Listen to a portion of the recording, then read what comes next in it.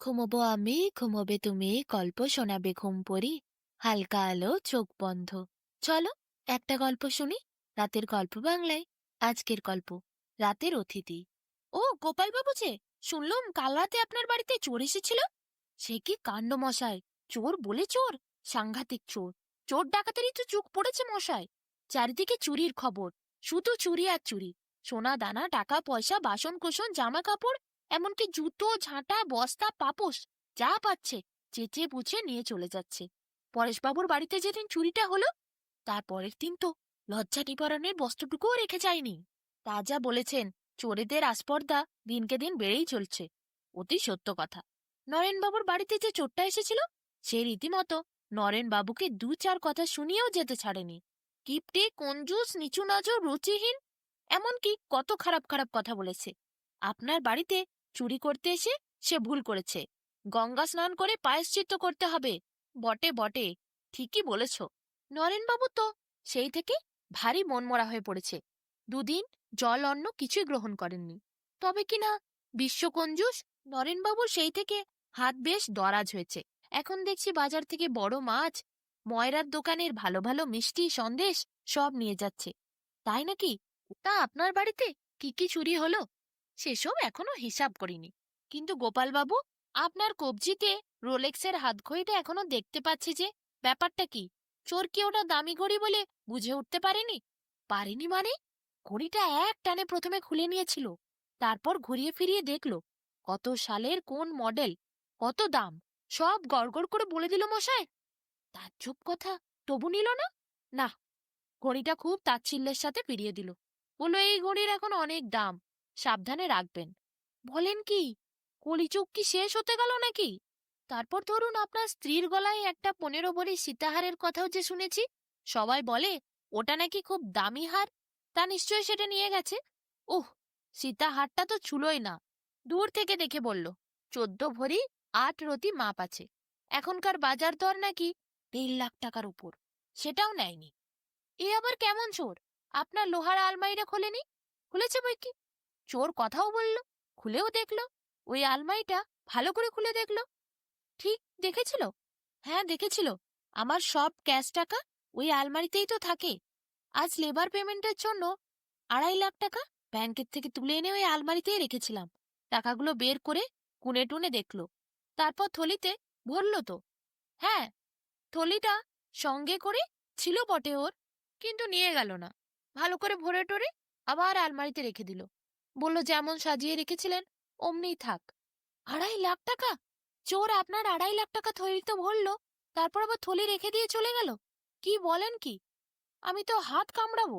এমন চোর তো আমরা জীবনে দেখিনি। হ্যাঁ মশাই, তা ঠিকই বলেছেন।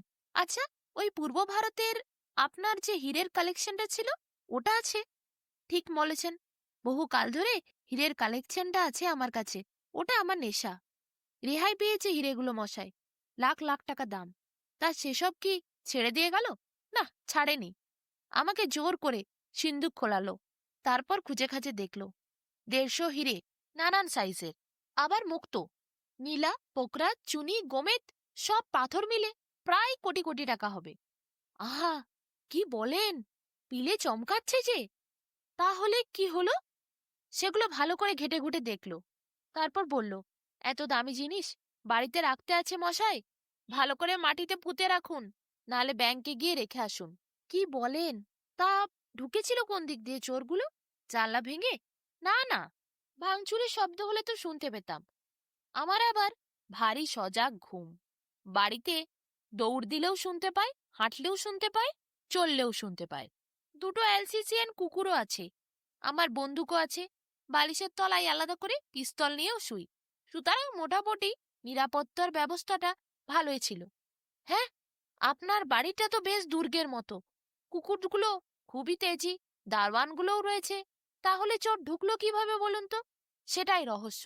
আমি চোরটাকে জিজ্ঞেস করেছিলুম, বাপু এই বাড়িতে ঢোকা তো অত সহজ নয়, তুমি কি করে ঢুকলে? জবাবে কি বলল জানেন? দুনিয়ায় নিশ্চিদ্র নিরাপত্তা বলে কিছু নেই, সব জায়গাতেই ঢোকা সম্ভব।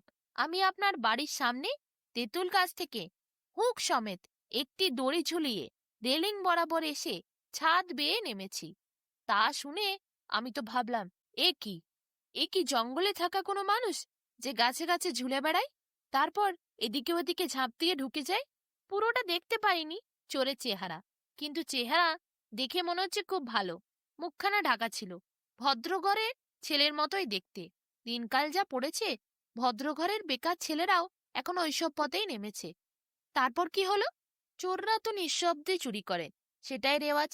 কিন্তু এর কায়দা আলাদা। খুব মোলায়েম গলায় আমার নাম ধরে ডেকে ঘুম ভাঙালো। নাম ধরে? ছি ছি, আপনি বয়স্ক মানুষ না। সে আমাকে গোপাল কাকা বলে ডাকলো। কি বলেন মশাই! আমি পিস্তল খুঁজতে গেছিলাম, তখন একটু দেরি হলো, সেটা যথাস্থানে ছিল না। চোরটা বলল, অস্ত্র শস্ত্র আমি সরিয়ে নিয়েছি, আলমারি সিন্দুক সব খুলুন, সময় নেই। ওরে বাবা! তারপর চোরটা কি বলল? তার কি বলবে?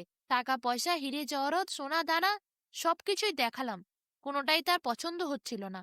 হিরে জহরতগুলোও নাড়াচাড়া করে দেখলো, কিন্তু তেমন পছন্দ হলো না। এ কিরকম বেয়াদব চোর মশাই! এত কসরত করে ঢুকলো, হাতের নাগালে হিরে জহরত মণি মুক্ত টাকা পয়সা সোনাদানা পেল, তাও একটাও নিল না। সেটাই তো রহস্য। সব দেখে শুনে আমি বললাম, আপনার কোনো জিনিসই পছন্দ হলো না? বলল না। আমি অবাক হয়ে গেলুম।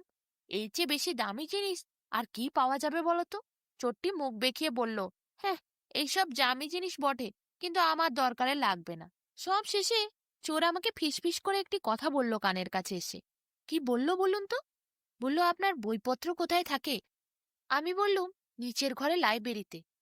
বইপত্র নিচের ঘরে লাইব্রেরিতে আছে? তাড়াতাড়ি যেতে হবে সেখানেই। তাই কথা শুনে নিচের ঘরে গেলাম। তাড়াতাড়ি গিয়ে লাইব্রেরি খুললাম, দেখালাম কত বইপত্র রয়েছে। ভালো করে বেশ আগ্রহের সাথে গোটা লাইব্রেরিটা ঘুরে দেখল, বইগুলো বের করে করে দেখল, যত্ন করে সেই জায়গায় আবার রেখেও দিল। অনেকক্ষণ ধরে প্রতিটি বইয়ের আলমারি ঘাঁটল। বই ঘেটে সময় নষ্ট করলো কেন বাপু? আমি তো সে কথাও বুঝতে পারছি না।